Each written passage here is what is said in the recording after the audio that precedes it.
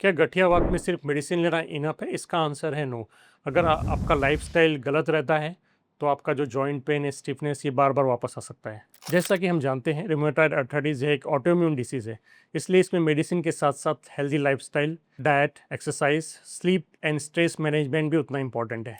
लोगों में यह धारणा है कि गठिया ये एक ओल्ड एज की बीमारी है, लेकिन आजकल देखने में आ रहा है कि यंग लोगों में भी गठियावात काफ़ी दिखने में आ रहा है, और इसके बारे में हमने कई वीडियोस में डिस्कस भी किया है। हेलो फ्रेंड्स, मैं हूं डॉक्टर अभिषेक गुप्ता, आपका आयुर्वेदिक स्पेशलिस्ट, वात रोग एवं कमर दर्द विशेषज्ञ, रामदास पेट, नागपुर से। डिफरेंट टाइप्स ऑफ गठिया एवं वात रोगों को जानने के लिए इस चैनल को सब्सक्राइब करें।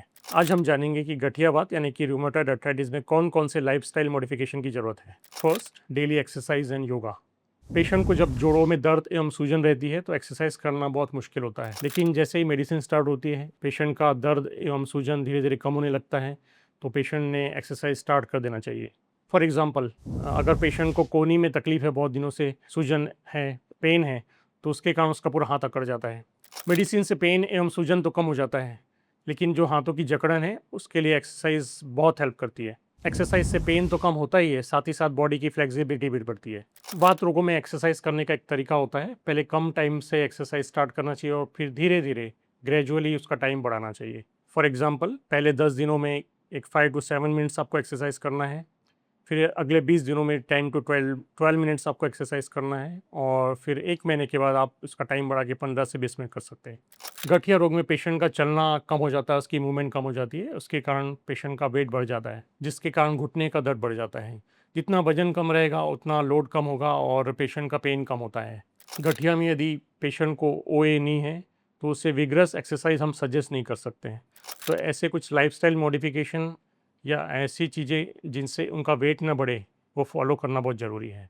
For example, sugar, rice, oily and deep fried food, ये पेशेंट को कम से कम खाना चाहिए ताकि उसका वेट कंट्रोल में रहे। साथ ही एक्सरसाइज में एयर साइकिलिंग, स्पाइनल ट्विस्ट, अगर ये पेशेंट सिंसियरली करे तो डेफिनेटली उसका वेट लॉस होने में उसको हेल्प होगी। थर्ड है डाइटरी एडवाइस। इसमें एंटी इन्फ्लेमेटरी डाइट पेशेंट ने फॉलो करना चाहिए। अदरक, हल्दी, लहसुन, इसका उपयोग डे टू डे लाइफ में करना चाहिए।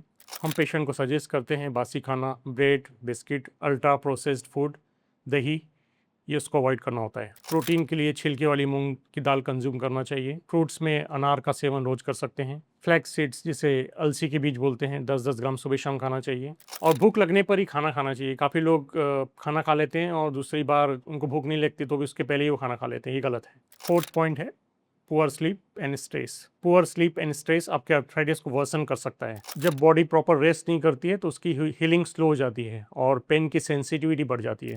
इसलिए 8 घंटे की quality sleep, breathing exercise, meditation, light walk and screen time कम करना आपकी आर्थराइटिस में हेल्पफुल हो सकता है। गठियावात में दोपहर में सोना टालना चाहिए। आयुर्वेद में इसे दीवा सौंप कहते हैं, और दोपहर में सोने से कफ बढ़ता है, जिससे कि पेन बढ़ने के चांसेस रहते हैं। अगर आपको सोना ही है तो आप चेयर में बैठे बैठे सो सकते हैं।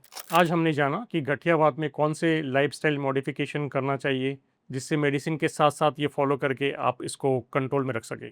अगर ये वीडियो आपको इन्फॉर्मेटिव लग रहा है तो इसे please like, share and subscribe करें, ताकि जो भी लोग इससे सफ़र हो रहे हैं उन्हें एक अवेयरनेस और गाइडेंस मिल सके।